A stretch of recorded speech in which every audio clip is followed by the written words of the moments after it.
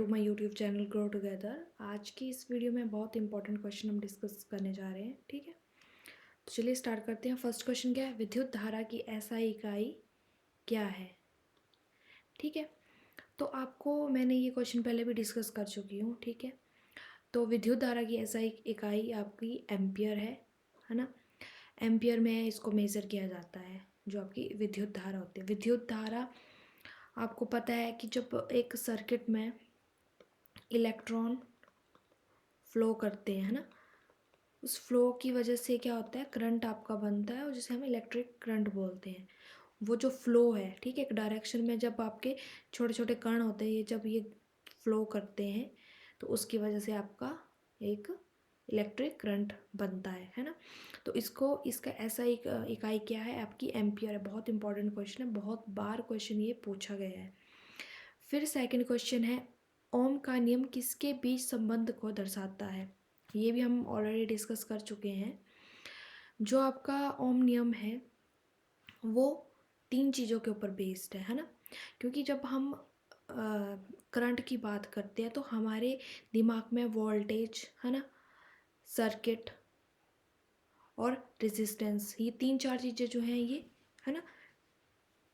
तो ये 3-4 चीज़ें हमारे दिमाग में आती है, वोल्टेज, करंट, रेजिस्टेंस। ठीक है, तो ये ओम जो है इन सब में रिलेशनशिप की बात करता है कि ठीक है, कि इन तीनों में क्या रिलेशन है। अगर हम प्रतिरोध को बढ़ाएंगे, अगर रेजिस्टेंस को हम इंक्रीज करेंगे तो आपका करंट जो है वो क्या हो जाता है, स्लो हो जाता है। ठीक है ना, क्योंकि उसमें उस चीज़ में क्या होगा, वो करंट पास ही नहीं करेगा। तो इसलिए ये किन चीज़ों के बारे में बात करता है आपका? वोल्टेज, धारा और प्रतिरोध, इन 3 चीज़ों के बारे में आप ये बात करता है। तो ये आपको होप सो क्लियर हो गया होगा। बहुत ही इजी ये क्वेश्चन था, बट ये काफ़ी कंफ्यूज करता है ना। फिर आता है आपके पास, एक सर्किट में धारा का प्रवाह किस दिशा में होता है ना, कौन सी दिशा में प्रभाव करता है? हमें पता है कि इलेक्ट्रॉन मूव होने की वजह से हमारे पास करंट फ्लो करता है ना। वो एक वायर के थ्रू देखो ना, इलेक्ट्रॉन जब मूव करते हैं, है ना, वो जब मोशन में होते हैं तब वहाँ पे जब उनको एक डायरेक्शन मिल जाती है, जब उनको वायर में ट्रांसफ़र कर दिया जाता है तो लास्ट में हमें एक करंट मिलता है। ठीक है, उस करंट की वजह से क्या होती है, बिजली बनती है। ओके, तो अब बोला गया है कि ये कौन सी डायरेक्शन में मूव करते हैं।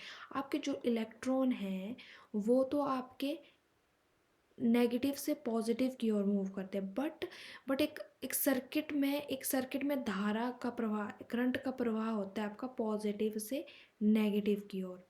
ठीक है, तो इसका आंसर क्या है आपका? धनात्मक से ऋणात्मक। ये आपका पॉजिटिव है और ये आपका पॉजिटिव है और ये आपका नेगेटिव है। ठीक है, फिर आता है विद्युत प्रतिरोध का एसआई मात्रक क्या है? रेसिस्टेंस, जो चीज़ रोकती है। अगर जैसे एक तरह का ऑब्स्टेकल बोल सकते हो, जैसे आप करंट, जहाँ पे बहुत करंट फ्लो कर रहा है ना, तो अगर वहाँ पे एक लकड़ी रखी जाए तो उस लकड़ी पे वो क्या होगा, करंट फ्लो नहीं होगा। ठीक है, तो वैसे बोलता है कि रेसिस्टेंस का कौन सा है, तो इसका है ओम है। ठीक है, विद्युत प्रतिरोधक का एसआई मात्रक आपका ओम है। ठीक है, फिर बोला जाता है कि यदि किसी सर्किट में वोल्टेज बढ़ता है तो धारा पर क्या प्रभाव पड़ता है ना। बोला जाता है कि वोल्टेज को हम इंक्रीज करें और बोलते कि करंट पे क्या इफेक्ट पड़ेगा। करंट क्या, जब हम वोल्टेज बढ़ा दें तो करंट क्या करेगा, ठीक है, उस पर क्या प्रभाव पड़ेगा। अगर जो आपका रेजिस्टेंस है ना, जो आपका प्रतिरोध है वो कांस्टेंट रहे, मतलब उस पर कोई इम्पैक्ट नहीं है, वो एज इट इज़ है, तो आपका करंट पे क्या फ्लो है। फॉर एग्जांपल आप एक पाइप में, है ना, पाइप में एक पानी का फ्लो है। ठीक है, पानी ये बह रहा है। ठीक है, ये पाइप है आपकी। ठीक है, तो इसमें क्या है, ये पानी आपने यहाँ से पानी छोड़ा और ये दूसरे एंड से पानी बाहर आ रहा है, ठीक है। तो अगर हम वोल्टेज का क्या मतलब है, वोल्टेज है कि ये जो इलेक्ट्रॉन फ्लो कर रहे हैं इसको, इसकी स्पीड इंक्रीज करना, इनको और आगे की ओर पुश करना और धकेलना। तो अगर इसकी स्पीड को हम इंक्रीज कर देंगे, इनको हम लगातार इनको, मतलब यहाँ पानी के केस में क्या होगा, अगर हम पानी का फ्लो प्रेशर को और बढ़ा देंगे तो यहाँ पे क्या होगा, पानी जल्दी जल्दी बाहर निकले, मतलब करंट इंक्रीज होगा। अगर यहाँ पर कुछ ऑब्स्टेकल है, अगर फॉर एग्जांपल हमने यहाँ पे कूड़ा करकट कुछ यहाँ पे रेजिस्टेंस लगा दी है ना, तो ये पानी कम आ गया, बोला जाता है ये अगर कांस्टेंट है, यहाँ पे कोई रेजिस्टेंस नहीं है, कोई आपका प्रतिरोध नहीं है, तो क्या होगा, तो करंट क्या होगा, बढ़ेगा, ठीक है। करंट क्या होगा, इंक्रीज होगा, पानी का फ्लो इंक्रीज होगा। तो इसमें कौन सा आंसर आता है आपका, बी, बढ़ेगी, ठीक है, करंट आपका इंक्रीज होगा। बैटरी में कौन सी ऊर्जा संग्रहित होती है, ठीक है। तो इसका क्या आंसर है आपका, इसका है आपकी रासायनिक ऊर्जा, ठीक है। आपकी जो बैटरी में है उसमें आपकी रासायनिक ऊर्जा यूज़ की जाती है, जिसको हम केमिकल एनर्जी बोलते हैं, ठीक है। केमिकल एनर्जी जो है वो, उससे उससे क्या होते हैं, उससे हमारी इलेक्ट्रिक एनर्जी बनती है, ठीक है। हमारे जो सेल हम यूज़ करते हैं, है ना, बैटरी के लिए कुछ सेल यूज़ करते हैं कोई भी, है ना, तो उसमें क्या होता है, उसमें केमिकल ऊर्जा होती है। केमिकल ऊर्जा कैसे होती है, जैसे फॉर एग्जांपल उसमें, अब इतना तो हमें पता है कि इलेक्ट्रॉन जो होंगे फ्लो करेंगे, इलेक्ट्रॉन फ्लो करेंगे हमारे, जब केमिकल रिएक्शन होगा, केमिकल का कुछ उसमें हम कुछ इस तरीके के मटेरियल यूज़ करते हैं जिससे रासायनिक ऊर्जा होती है ना, तो उसमें वो फ्लो करेंगे। और वो कौन सी, अब इतना डिटेल में जाने की ज़रूरत नहीं है कौन सी चीज़ कैसे होती है, बट ये है कि इलेक्ट्रॉन जो है वो, ठीक है, इलेक्ट्रॉन के जब जब उसमें हम किसी विद्युत उपकरण के थ्रू, अगर हम उसमें बिजली के थ्रू, है ना, उसको करंट देते हैं तो वो इलेक्ट्रॉन मूव करने लग पड़ते हैं, है ना, चाहे बैटरी के थ्रू दे। तो जब वो मूव करने लग पड़ते हैं तो वो नेगेटिव नेगेटिव से पॉजिटिव की ओर क्या होते हैं, अट्रैक्ट होते हैं, है ना। तो उससे क्या होता है, आपका करंट बनता है, और करंट की वजह से क्या होता है, हमें वो, आप टॉर्च को देखते हैं जलते हुए, है ना, आप कोई बैटरी से चलने वाली और चीज़ें होती हैं तो वो आपको वो वर्किंग में आती है। तो वो पूरा का पूरा प्रोसेस की किसकी वजह से है, रासायनिक ऊर्जा की वजह से, जो कि कन्वर्ट करती है इलेक्ट्रिक एनर्जी में, ठीक है। तो ये इसका आंसर है आपका रासायनिक ऊर्जा या केमिकल एनर्जी। निम्नलिखित में से कौन सा सर्किट ओवरलोडिंग से बचाता है, बहुत इंपॉर्टेंट क्वेश्चन और बहुत ही इजी क्वेश्चन है। कौन सा आपका सर्किट है जो कि आपको ओवरलोडिंग से बचाता है, जो कि आपका फ्यूज़। घरों में एक, आपको पता है नॉर्मल फ्लो से आपको लाइट मिलती है ना, 220 वोल्टेज आपको करंट मिलता है। अगर ओवरलोडिंग का क्या मतलब, जब आपकी, मतलब जब क्षमता से अधिक सर्किट में अगर करंट फ्लो करेगा तो वो क्या करेगा, वायरिंग को जलाएगा, है ना, उससे डैमेज होगा। तो वो फ्यूज़ एक ऐसा उपकरण है जो आपकी जो आपकी वायरिंग हुई पड़ी है उसको वो जलने से बचाता है।